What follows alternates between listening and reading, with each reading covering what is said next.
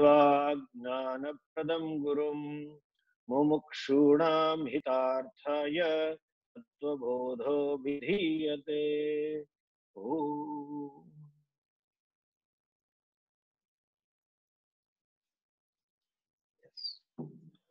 Last time we saw Viragaha and Shamaha. One of the definition of Vairagya is Adrada Ragadveshavatvam.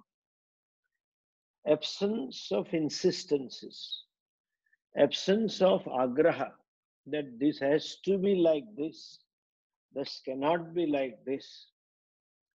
That implies, so raga doesn't mean desire to enjoy only. There can be raga for karma raga. Generally, when we talk of Vairagya, we think bhogecha rahityam. But then there is no insistence that this has to be done this way only. This person should behave this way only, etc. Raga dvesha dradya abhava. Absence of firmness in terms of likes and dislikes. Then we saw what is shamaha. Shamaha primarily means manonigraha. And as we saw, that mind is an instrument, basically. It gives rise to certain emotions. It gives rise to certain memories of the past. When you meet with a certain situation, mind becomes instrumental to remind you of certain past events, remind you of the past experiences. It's just a reporter. But since I don't like those kinds of emotions, I say mind is creating problem. Mind has its own way of functioning. It is an order. It does play a role in creating certain emotions, and those emotions like anger or jealousy or hatred or dislike, even love, or even good memories, etc. These emotions manifest in every person. Now, since they manifest, and the original problem is we identify with those emotions and I become angry, I become jealous, I become hater, etc.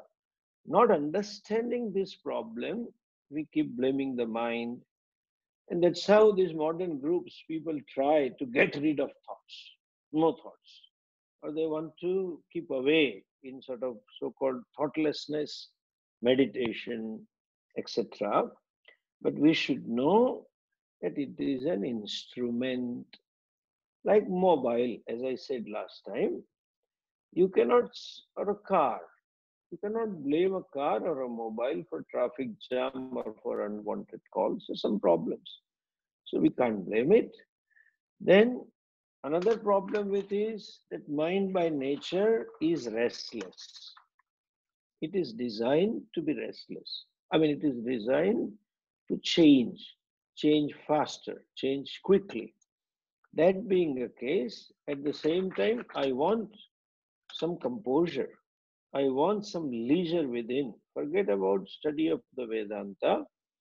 Even in day-to-day life, I do enjoy the mind enjoying, I do want it, that mind having some leisure.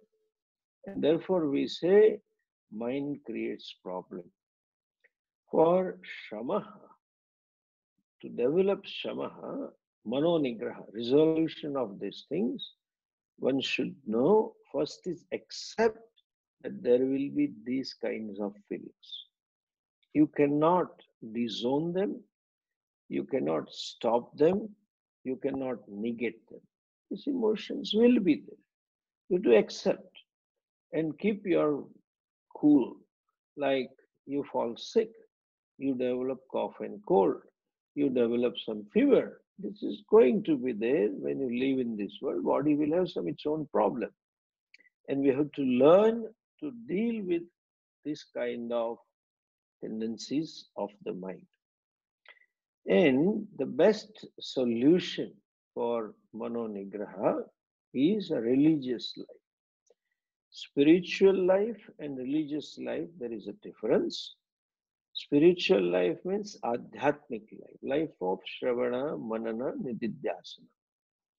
This life, or this whatever degree of Shravana, Manana you do, is beneficial only when you have relatively composed a mind which is with you. So for that, we need a religious life. Religious life means we hold on to certain religious forms. They become my daily disciplines, like puja. And the best is japa, some upasana, some stotra part, etc. Now, this bonding with Ishvara, either a person may not know Ishvara as an order. Person may not know Ishvara as a manifestation, the whole creation being He, or He, Ishvara Himself manifests as a situation, etc. He may not know, or he or she may not know Ishvara as the very self, non-separate, nothing. But there is some God, and I bind to God. Whatever samskara one has from the parents, whatever is Ishta Devata, you connect with that Ishvara and live a religious life. Certain injunctions given by Shastras to be done, certain things like Gayatri, etc., minimum, that one must do Sandhya Vandam, etc. All these do's and don'ts have only one objective, to help you to gain a mind which is with you, with the mind which is available to you. You become a master of the mind. So for developing Shama, the first and the foremost tool or means is religious life.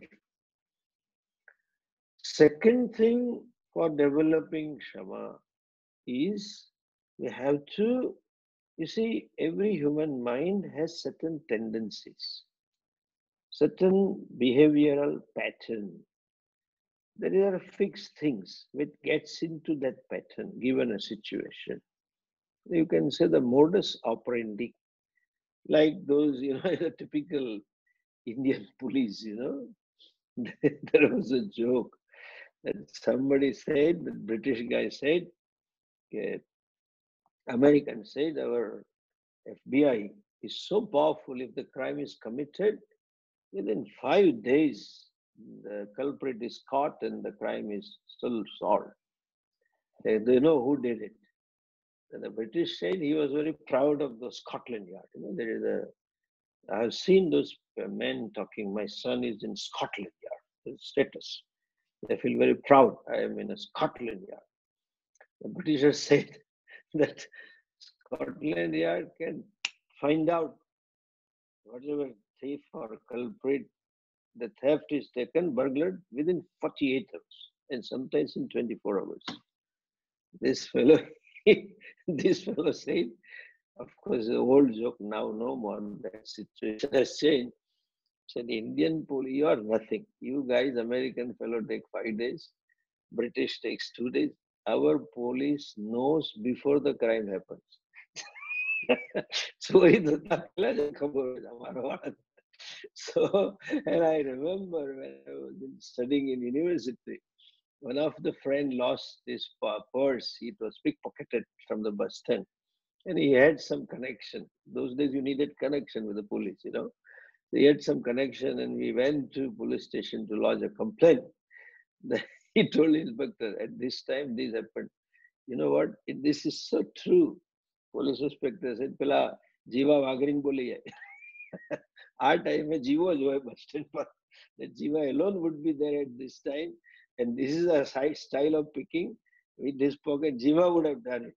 And he called Jiva and said, return that purse. Jiva said, yes, sir, I'll bring for home and return it. So, anyway, so they know the modus operandi, how they operate. When the crime is repeated, there is a method. You get into that system, that trap. So one needs to observe, if I use this word, which are the vulnerable areas for my mind, and then slowly, just observing itself solves the problem a lot of problem gets solved. And then slowly dealing with the mind, with the dialogue, talking out to the mind, educating the mind, one can grow out of those compulsions and develop the resolution of the mind. Then comes Damaha. The definition is Damaha Kaha. Look at the book. There is a word, Damaha Kaha. The teacher says, the student, teacher himself raises a question and says, Damaha Kaha. What is Damaha? What is Damaha? The definition is Chakshuradi Bahyendriya Nigraha. Bahyendriya, external sense organ. As I said last time, mind is called internal sense organ, Antahkaranam. And these senses of perception and senses of action, both Pancha Gnanendriyani, Pancha Karmendriyani are called Bahyendriya. Tesham Nigraha. The word Chakshuradi means eyes, etc. Etc. includes all the 9. There, Nigraha. Nigraha means here it is restraint, not resolution. Restraint with reference to external sense organ. This primarily works, and it is in a way necessary also to some extent, when there is no Damaha involved in it. Why it comes? Please understand. These external sense organs are just reporters. Internal sense organ, the mind, when it is also a reporter in a way. But when it gets connected to that sense perception, the stimuli comes in, it somehow becomes instrumental in connecting with certain emotions, certain ambitions, certain desires, certain memories, which sense organs don't do. They are simple reporters. That eyes just see the thing. It is like the informers. Every police has certain informers. Every intelligence has certain informer. And that information is analyzed and then action is taken. That is at the mental level, that part. But sense organs are only informer. Like there is a stone on the road, or there is a board or a bomb on the road they're driving, it just reports. Then the ears also report. Somebody said something. It is in fact a sound. Somebody created some sound. That sound is reported to the mind. Now, those stimuli which are reported to the mind, so they are very innocent things. Eyes, hand, then you may take an action, you may, the sense of perception, knowledge gives you certain knowledge, and then mind decides, and sense of action performs certain actions. So they are fairly reporters. But then why should you develop a restraint with the reporters? This is a catch here. This is a problem.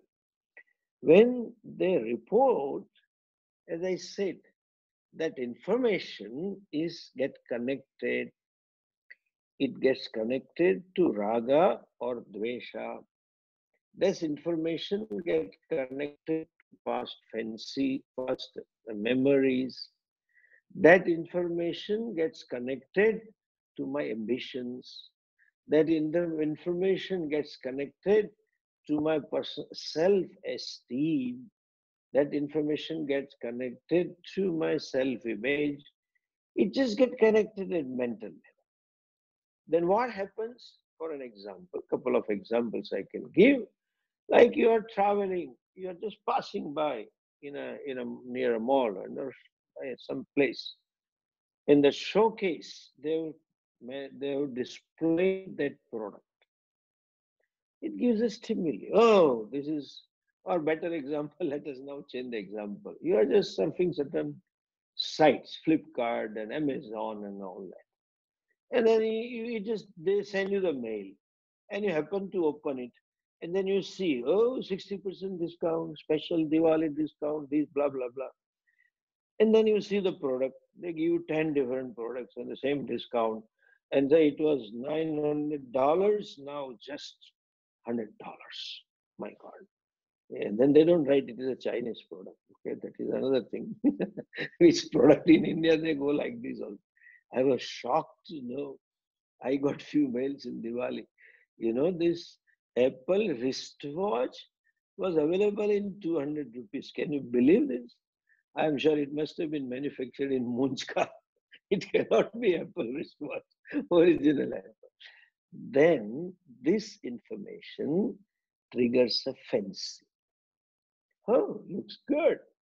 Oh, it's cheap. They are harmless. They just report this. Then it doesn't say you that you go after it. That information doesn't tell you buy it now. I mean, they may say indirectly, oh, last stock available or last day, etc. That's okay. But then the fancy is triggered, and I happen to decide to go after the fancy. I succumb to the fancy. This is called internalizing. I decide that I should have it, or I'm with some people, and another person is given for in my perception. Like it often happens, it often happens with people. I mean, I'd seen in Puja Swamiji's life and my life also, that you just talk with some other person and discuss with them, and some other person has come and you are busy with 3-4 person. It may be just a project discussion or something coming up and you're talking. The X person sees that Swamiji is giving time to Y and A and B and C and smiling and trusting and doesn't talk to. That person is not being taught because as of now this project is being commissioned and you have to finish in some time, and therefore they are the part of the project team, and then you're talking to them, discussing them. And since you know their capacity to deliver, you trust them, that expression are seen by other person, his or her own self-esteem, his or her own self-image connects this perception that, oh, Swamiji doesn't like me, therefore he doesn't talk to me. I am nobody. Then again, connection. These fellows, all the 4 person who have money, and I have no money, therefore Swamiji doesn't talk. It is all subjectivity, internalizing the problem, internalizing the stimuli. It is just a simple discussion that is being made. But the X person has some issues with reference to himself or herself, about her wealth and about her image and about her own definition of success, etc. That person internalizes this, and that is how that creates a problem to her. So damaha sometimes becomes necessary.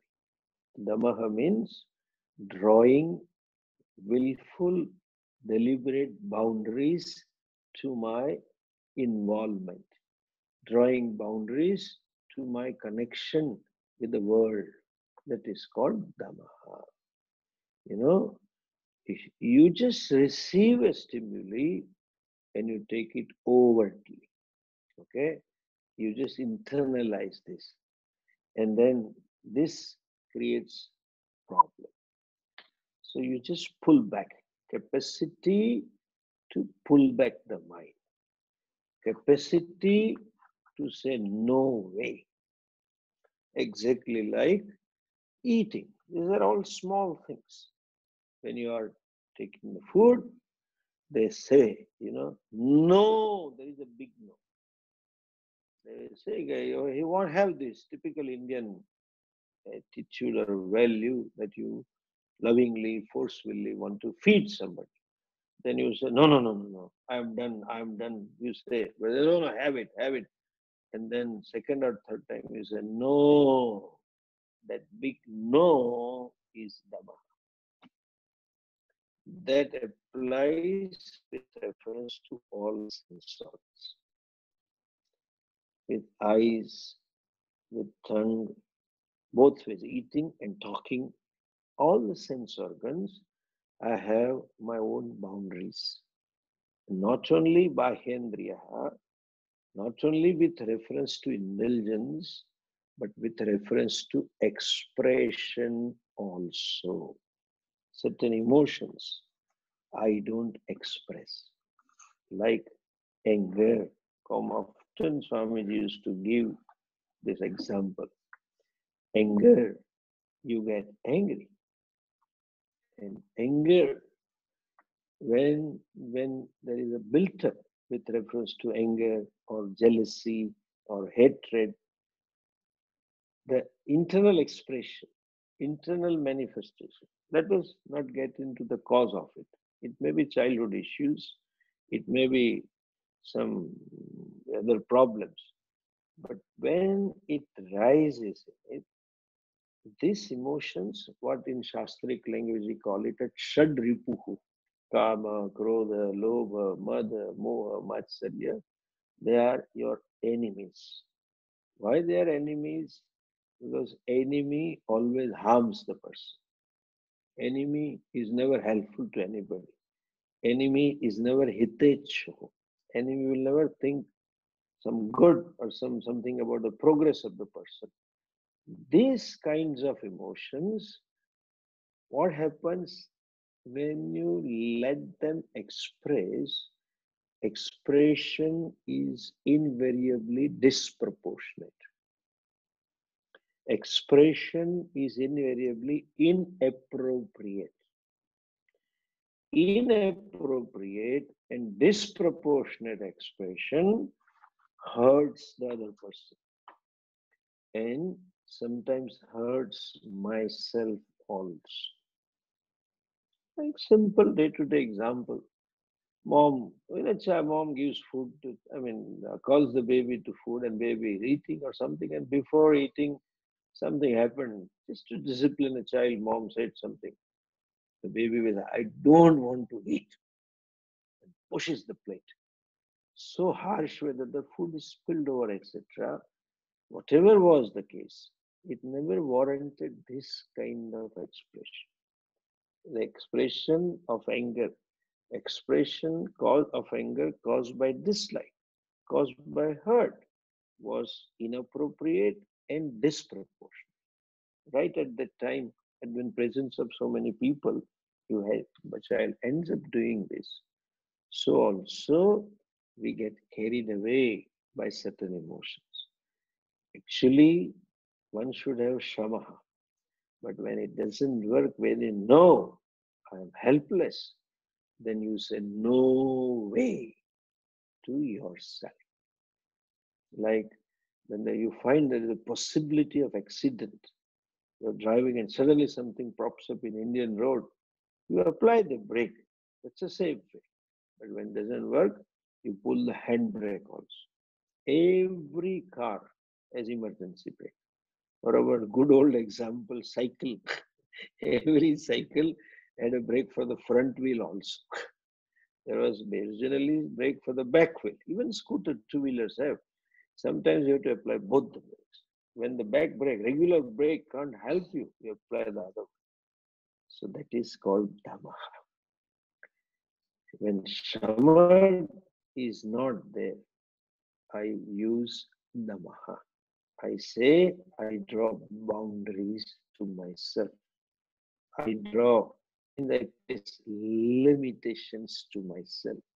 I put a limit to certain situations. Like even people say sometimes, the typical Saurashtra, Gujarati, when they force you to eat something, and suppose you like this gulab jamuns or some item, some sweet dish, laddu baddu, then they say, don't force me. Wo agrah na karo, khawai ja hai. Don't force me, I will end up eating. No, stop this. So that is Dhamma. You understand? Now what happens? Even anger, you just stop expression at verbal level. So that will be inappropriate and disproportionate expression. Jealousy also will be like this.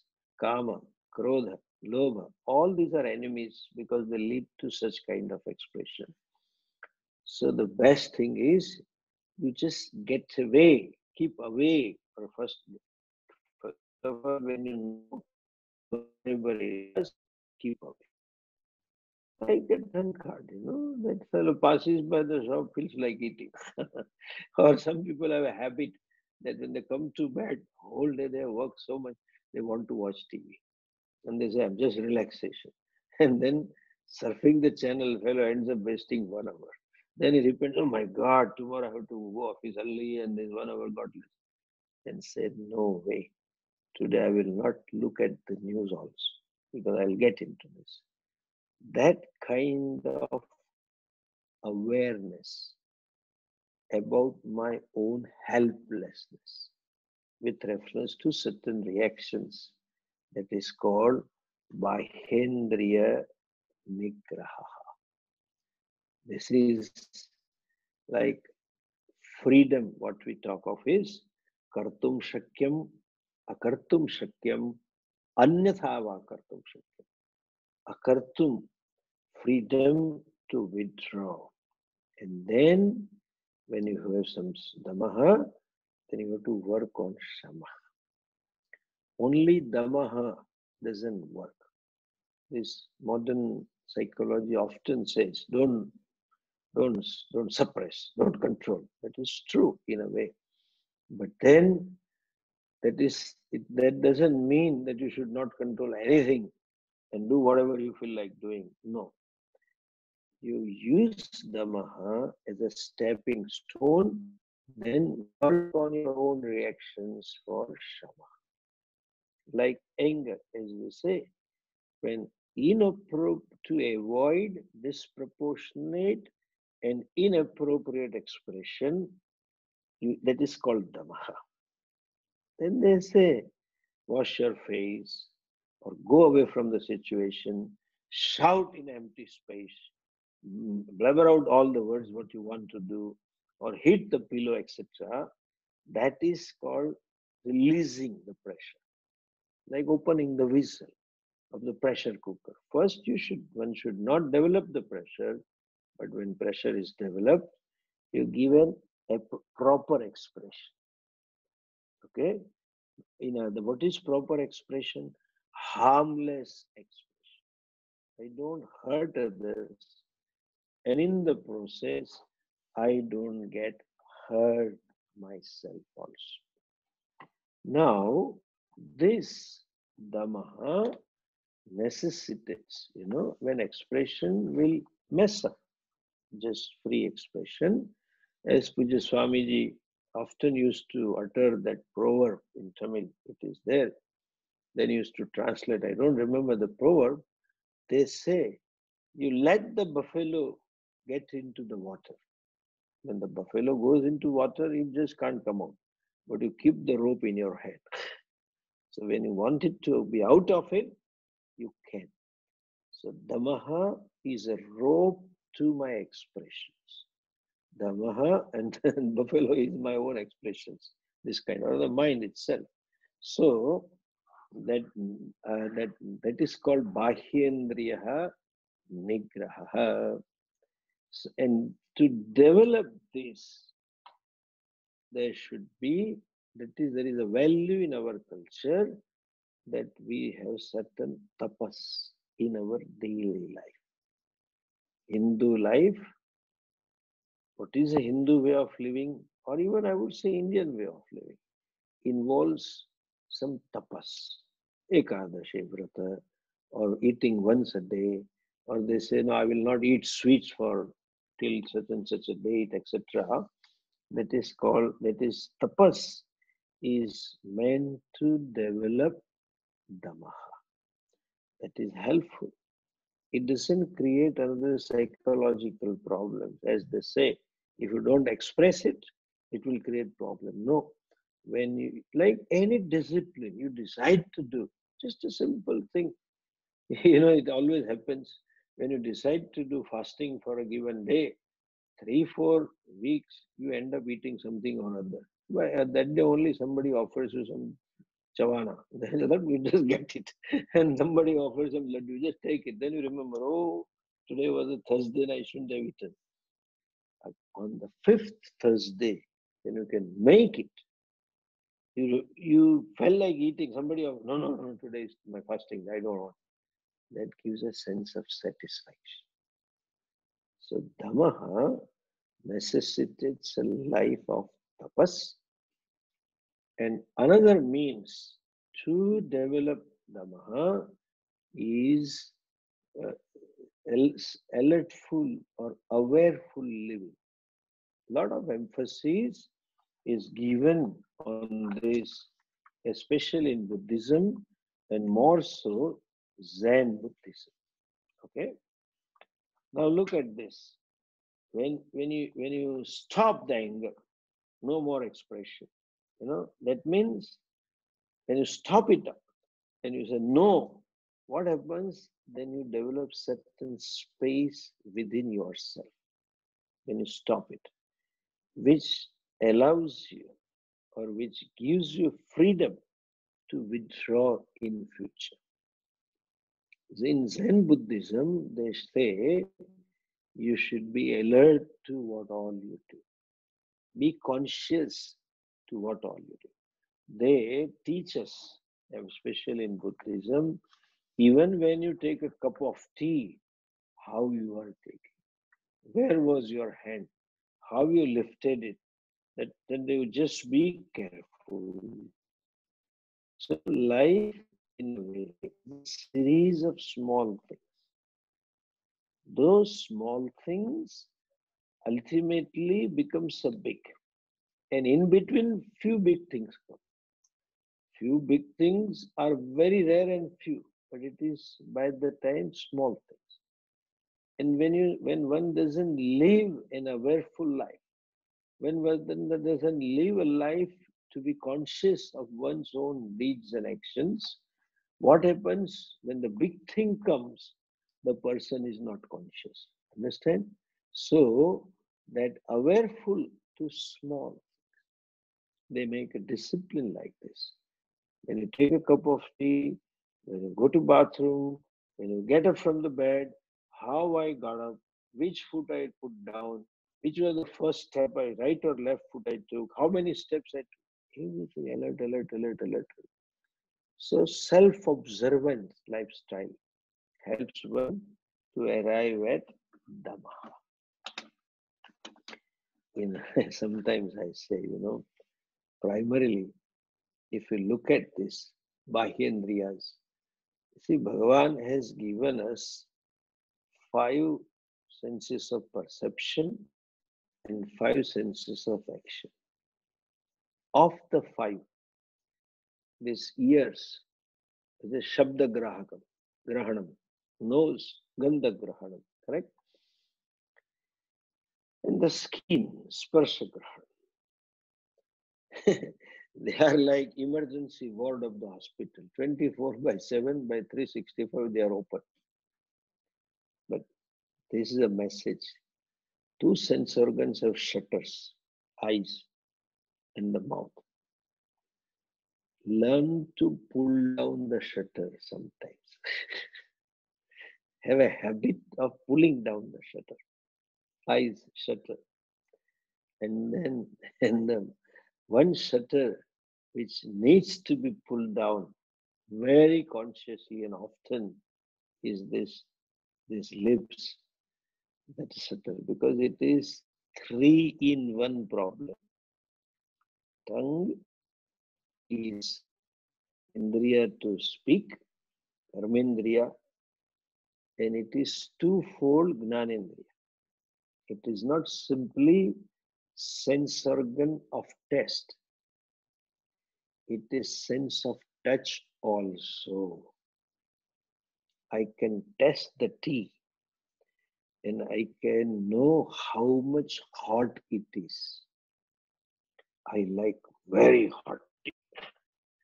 I like only cold one. I like middle one. Cold coffee tastes different. Cold rasmalai tastes different. Cold payasam is different than hot and all that. So sense of touch, sense of taste, and sense of talking. Pulling down the shutter, in restrain with reference to my talking, restrain with my reference to my eating is damaha. Self-denial to some extent. It develops willpower and it helps us to grow out of certain emotional limitations. No doubt, as I mentioned, just restraining is not enough. That restraint later on, that emotion which was restrained should be processed. How and why? And develop a manonigraha. And slowly, you grow. That damaha becomes natural. Less and less requirement of damaha. Only damaha throughout the life doesn't work. Like some of these people say, I don't look at this. I don't eat this. That's not good. It's okay. This may trigger certain emotions and you may keep away. But you have to grow psychologically. Grow out of self-internalizing, identifying with those fancies. Grow out of those identifying with your ambitions, identification with your self-esteem, etc. That is the shamaha. So before damaha and after damaha, shamaha is necessary. Without shamaha, damaha causes problems. Later on, psychological problems. Only forceful denials all the time doesn't help an individual because, as Arjuna says, Pramathi balavat tradam. About talking about the mind, he complains, "Oh Lord, my mind creates a turbulence within me, emotional turbulence. If sometimes it is emotional tsunami, this must be like that. About the work and about love or about anger, this tsunami." There's a classic example is of Janmejaya, the son of a Parikshit. He was a very obedient son to a father, Parikshit. And when this Takshak, Naga, killed Parikshit, he decided to kill all kinds of snakes. He performed the yajna. And there were rishis who did some yajna and then finally gave last ahuti. These kinds of snakes may come swaha. From all over, the snakes were pulled and they got burnt into ashes to this whole fire. And then finally, Takshak, it is mentioned that they were so mantra shakti and the tapo shakti. When they chanted, Takshak started getting pulled. And he went to his Devata Indra, asked for his help. He also got it. Then it is Asit Rishi was requested and he came and told to him, "Oh son, you have to draw a limit to this. This is enough. You did it, but you cannot give limitless expression to your pain in terms of anger or hatred to this. It's a total design, global design, Ishwaraj, etc. That you draw a boundary." And then he gave up on the persuasion of the rishis and advice that Janmejaya gave up Sarpa Sava Yagna, and that's how we have few species of snake. I guess he must have started with American snakes first. So I hardly see snakes in America, especially north side. Here in India, we're always afraid. Anytime there is a snake, can come in the ashram, munchka, south India, etc. Anyhow, whatever it is. So, drawing boundaries to my emotions, love, hatred, anger, etc., and then process it out. That's what they did. Then rishis talked to him something, then Shama took place. Not just because of the agya of the rishis he stopped, he himself understood that I shouldn't do. Like a child, the mother or father does Dhamma for him, maybe. And only Dhamma being there, there is a pain. No, I want to know why they say. Later on, the child should grow. If it is only Dhamma, it leaves certain scars, emotional scars, psychological scars. They are very painful. And those scars sometimes create septic and then reactions into Parujanaka. Reaction comes. So Dhamma should be followed by Shamaha. Resolution should take place of those emotions which were stopped. The expression was stopped in order to avoid inappropriate and disproportionate expression, then should be resolved. Okay, that is Dhamma, which is very popular in our culture. People have self-denial. Like especially when you go to yatra, they say you give up something. And the fellow likes brinjal or likes lady's finger, he takes Ganga Jalam and said, no more brinjal from tomorrow. Other person also takes because he doesn't like. That is not Dhamma. They say what you like, you give it up. Dhamma. Okay. Next one is among the Shat Sampatti, Shamaha, Dhammaha, then comes Uparamaha. See that definition. The Acharya asks, what is Uparama? The student, he raises the question and he himself answers the question. Uparamaha kaha. What is Uparama? Then he says, Swadharmanushtanam eva. Eva means indeed. What is Uparamaha? Swadharma anushtanam.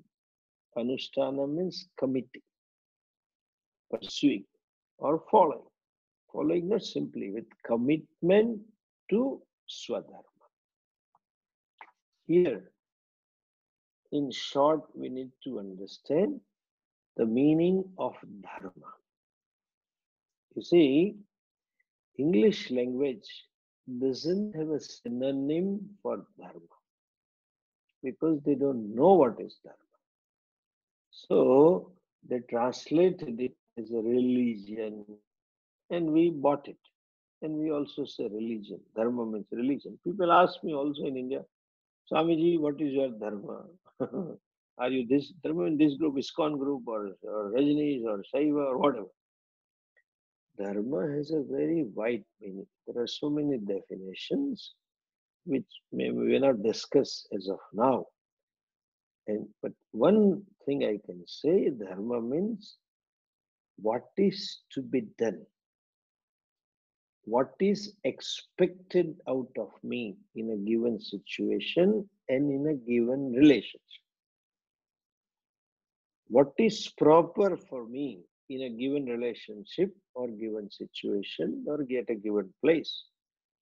When I say what is proper or what is expected in both the terms, to be done and not to be done. What I shouldn't be doing and what I should be doing. What is expected from me to be done in a given role, given relationship, or what is proper for me to do, all that is called Dharma. This Dharma, further discussion, we will look into it when we discuss Bhagavad Gita. Dharma is twofold.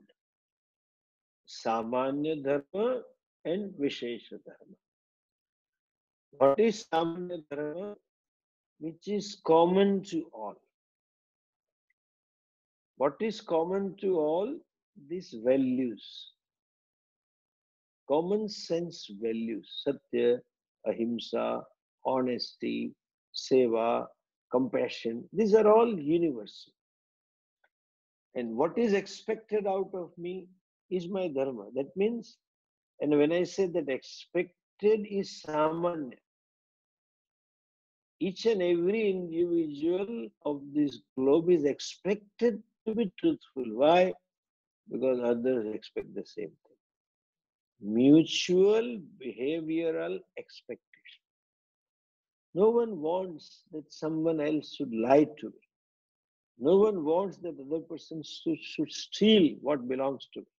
No one wants that other person should hurt me. This was true when those aborigine, Adivasis, Adi Manav, you can say, when the humanity didn't have any kind of technology when they lived this life, they also had this. Tell me the truth, whose it is. They had a mukhya to do nyaya, head of the clan to do this. So these are all saman. Nobody wants to get hurt. Everybody wants other person to speak truth. So I adhere to common sense ethics. This is common sense. What I want others to do, I do that. And what I don't want others to do unto me, I don't do this.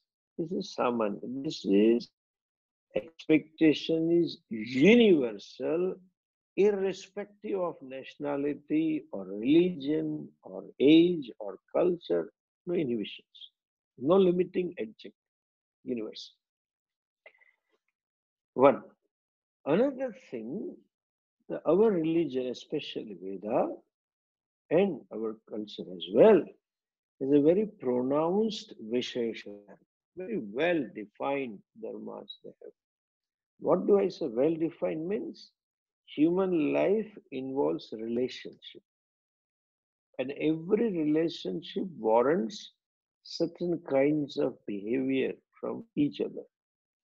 Certain things to be done, certain things not to be done. You know, this is with reference to the position, with reference to relationship, or with both varna, ashrama, sambandha. If I am a brahmachari, grahastha, vanaprastha, sannyasa, I can't do certain things. I as a sannyasi, I have to do certain things.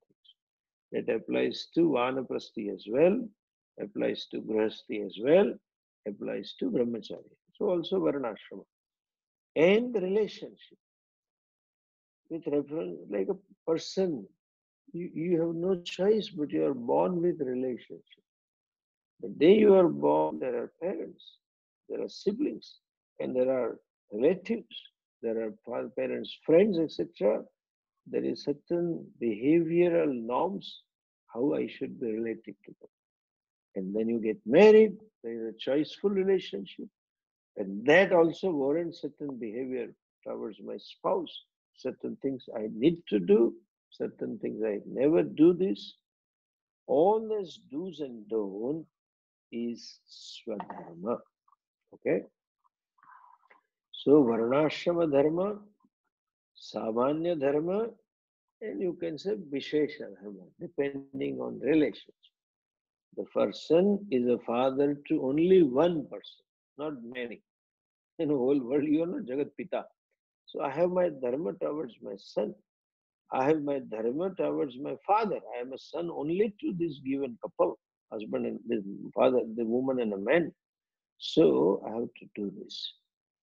So this is Swadharma Anusthana means I do what is to be done. That is one kind of resolution, one promise I have to give it to myself, that I have to do what is to be done. That's what our culture teaches us.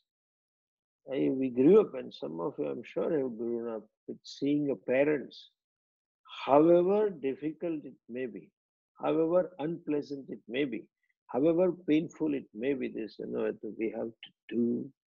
Being an older in the family, I have to do towards my brothers, I have to do certain things towards my neighbors or relatives, whatever, daughter or a son, etc.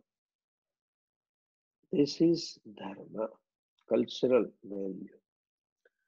Indian society emphasizes on dharma. I can say this, ours is a dharma pradhana samskriti. That is why the whole country is called Dharma Kshetra. Kshetra means a place. The first word of Bhagavad Gita is Dharma Kshetre Kurukshetra.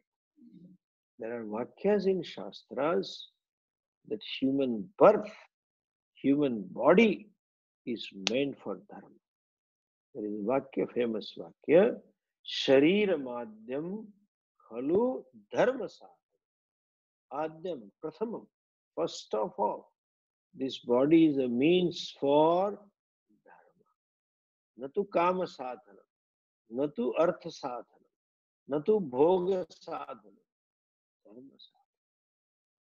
And our marriages also is commitment to Dharma. Though the word is Grihastha other word is Dharmashrama.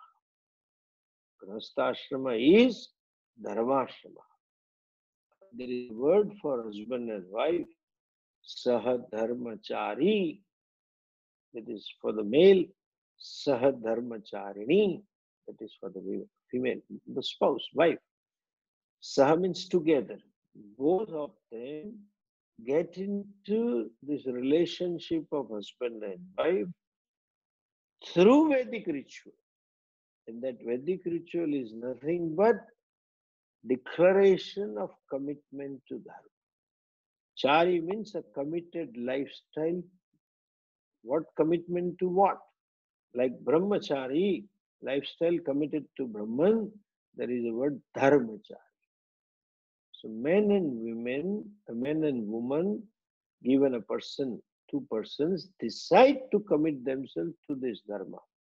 You can say Samaja Dharma, social life Dharmas, and then again Vedic Dharmas. That is why they get married. So, Uparama means commitment to Dharma. Two things one should know. As he said, ours is a Dharma Pradhana Samskriti. And so-called this modern or so-called Western culture, they have a least Dharma in a way compared to our Indian society. There is a freedom Pradhana Samskriti, self-freedom, self-growth, etc., etc. Independence. You decide and do yourself, your life, like that. Now, okay, let's not get into that. Why? Let us understand. This Uparama is the best means to develop Shamaha and Dama. Listen, I have a free will. I have a freedom to choose. I have freedom to pursue. I have freedom to do and not to do also. Kartum, akartum, anyathava, kartum shakyam. That is swatantrata. I do, not to do, and to do otherwise. This background of Mahabharata, the two forces getting together to fight a war, Duryodhanas and Kauravas and Pandavas. That Mahabharata battle is here from day one. Yudhishthira or Pandava symbolizes commitment to Dharma. They always committed to do what is to be. Of course, they may made them in our perception, they might have made mistake in deciding this is stupid. Like this was not to be done to play the game of dice. But he thought, somehow thought, I have to play as a king. When invited, I must go. That was his thinking.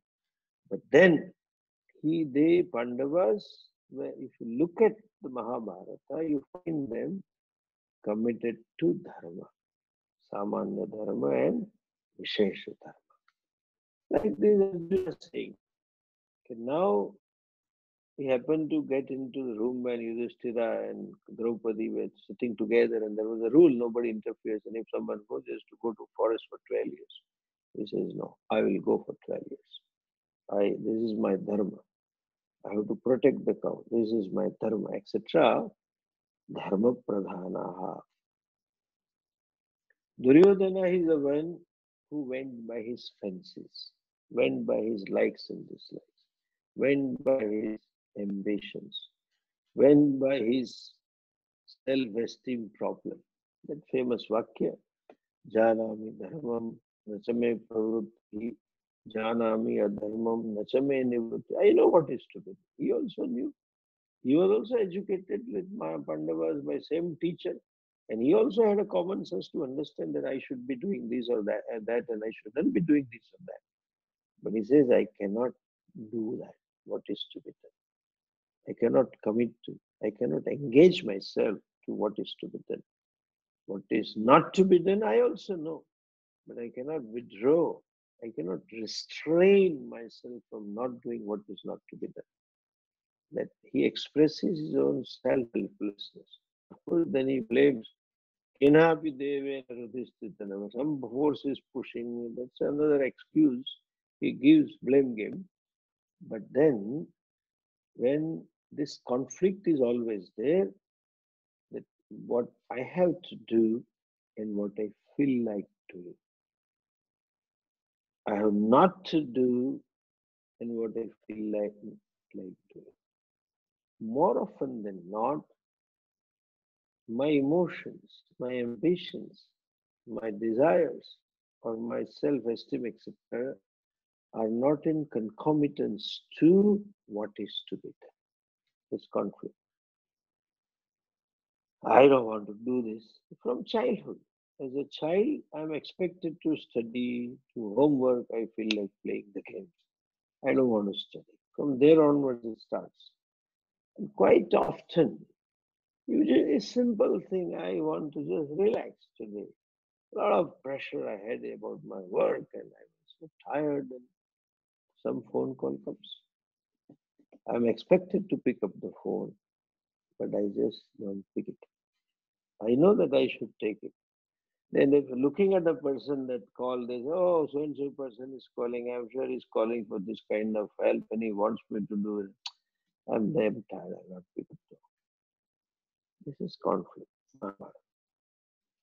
When I commit to it is one kind of dhamma. But when I commit to dharma, my behavior, my conduct, my responses are no more dictated by my likes and dislikes.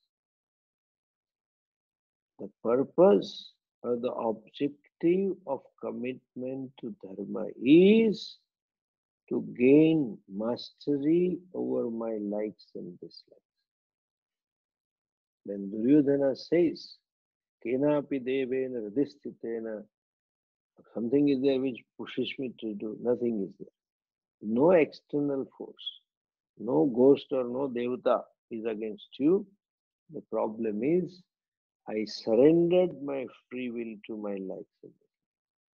And when I start surrendering to small things, I surrender to big things later on.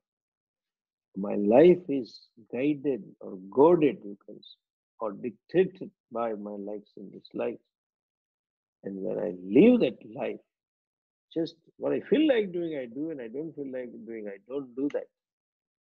That life is like that. It is equated in Bhagavad Gita. Bhagavan gives a simile that it is like a boat which is lost any control. The driver has lost any control and it is tossed. He is hither and thither by the waves and the winds. That kind of. So in other words, absence of commitment to dharma, life is directionless. And when I follow dharma, I gain certain degree of mastery, certain degree of command over my own fancies, over my likes and dislikes, in absence of which life is directionless. In other words, meaningless. You live a meaningless life. Further little bit I have to discuss. We will see it in the next class. We will have still one more class that will be on 9th. Okay, then there will be question answer class. All of you can give your questions to Nipa or Kruti. They will pass it on to me. Namaste. We'll do Shanti Path and close. Om Purnamadah Purnamidam Purnat Purnamudachyate Purnasya Purnamadhaya Purnamevavashishyate. Om Shanti Shanti Shanti. Hari Om. Shri Guru Bhyo Namaha. Hari Om.